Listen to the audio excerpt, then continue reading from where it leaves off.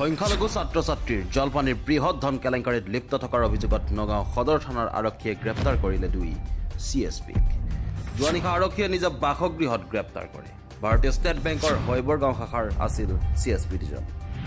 ৰূপহীহাটৰ উত্তৰ খাটুৱালৰ CSP আছাদুল হক আৰু দক্ষিণ খাটুৱালৰ CSP ৱাহিদ উজামান্নাক কৰে গ্ৰেপ্তাৰ।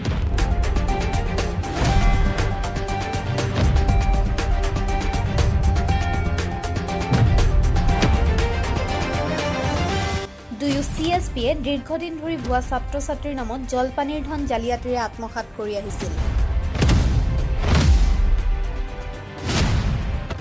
জব কাৰ্ড শ্ৰমিক, বৃদ্ধ পেঞ্চনৰ হিতাধিকাৰী আৰু বিভিন্ন চৰকাৰী আঁচনিৰ হিতাধিকাৰীক ছাত্ৰ সজাই চলাই আহিছিল লুণ্ঠন। গ্ৰামীণ বিকাশ বেংকৰ দগাঁও শাখাৰ CSP জলপানীৰ সৰ্বাধিক কেলেংকাৰীত নিমজ্জিত হোৱাৰ অভিযোগ। কচুৱাৰ এক জালিয়াতি চক্ৰৰ সহযোগত দুই CSPয়ে পেলাইছিল লুণ্ঠনৰ জাল। নগাঁও জিলা পৰিষদৰ কংগ্ৰেছ দলৰ এজন সদস্য এই জলপানীৰ কেলেংকাৰীৰ মূল নায়ক।